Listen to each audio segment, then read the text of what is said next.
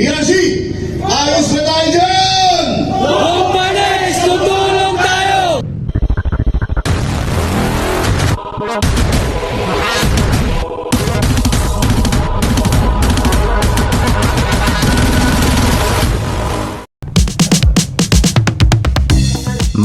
Mano po sa ating mga katuro.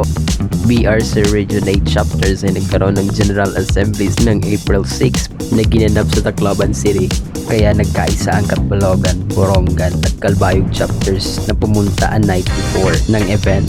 Buti na lang at sinalubong tayo ng Palo chapter para patuluyin sa kanilang simpleng matutulugan.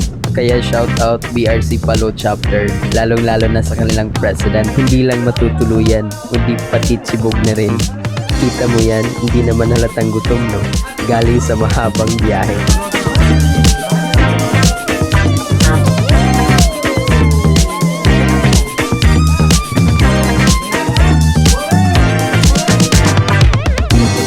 May mga nagtatago para di halatang gutom at pagod.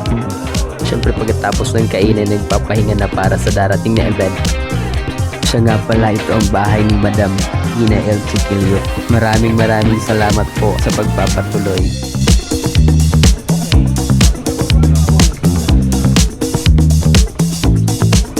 At dahil 8 PM ang event ay nagtungo na nga kami sa Tacloban City dito sa may basic budget hotel. Pagkapasok nga natin ay nakita agad natin si founder Felipe Rabulan na nagpasimuno sa mga katagang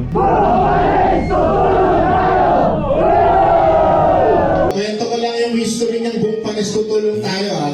Naalala ko, nung mga 3 months, 4 months, 5 months, o isang taon pa lang ang BRC, sobrang daming dilubyo ang napagdaanan namin sa NCR. Bagyo, lindol, sunog, nahuli ng asawa na may babae, ang daming dilubyo. Kaya alam niyo, sa loob ng isang linggo, 3 beses tumutulong ang BRC. Alam niyo, pag nasa stoplight kami, minsan nasa 200 rider tayo.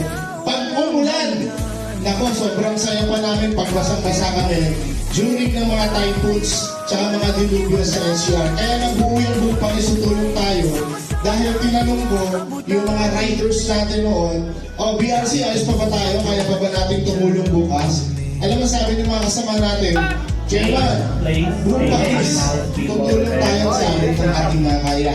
Kaya nga ang tatag ng BRC ngayon, buong Pilipinas na po tayo! So, nandun mo ng BRC, nag-start po tayo February 14, 2014. So, ngayon po ay 11 years na po tayo na palakpakan ng mga sarili natin. Congratulations! Alam nyo, isa ang BRC sa pinakamalaking riding community sa buong Pilipinas dahil tayo po ay nationwide group. Alam nyo, kapag nakasama natin yung kapwa BRC natin, hindi ninyo mararamdaman na iba kayo. Pag nakasama niyo yung mga taga Mindanao sa pamumuno nila Prestans, Fredio, Ramon Tadeja, ay talagang hindi niyo mararamdaman na ibang-iba. So para tayo magkakapatid, even sa Luzon, sa buong Luzon, kapag nakasama niyo, sobrang napaka-cool lahat ng mga members natin. So alam niyo, pagdating sa pagtulong sa kapwa, ay talagang hindi nagpapahuli ang BRC. Kaya, congratulations! Palaguin natin ang BRC sa pamamagitan ng mga mabubuting gawa. Hayaan mong makita ng ating kapaligiran, ng ating bayan, na ang BRC ay merong magandang dahilan. Kaya tayo nabuo. Tama? So yun, tuloy-tuloy lang. Kung may problema, huwag mo siya entertainer kasi marami ng mga riders na nasira pagdating sa mga tampuhan. Lalo na sa utangan, yung mga ligawan, yung mga biro na hindi pa kayang iyaga. Kaya so tatagal mo lang yung sigura nyo dito sa BRC kasi meron tayong mga kasama talaga na medyo green jokes. Actually, nabuo talaga ang BRC dahil sa mga green jokes. Pag nakasama niya yung mga taga-NCR, mahihiya si Satanas pagkakausap yung mga BRC nun talaga mga green jokes. This is your Slopsoil Wanderer. Ride safe always.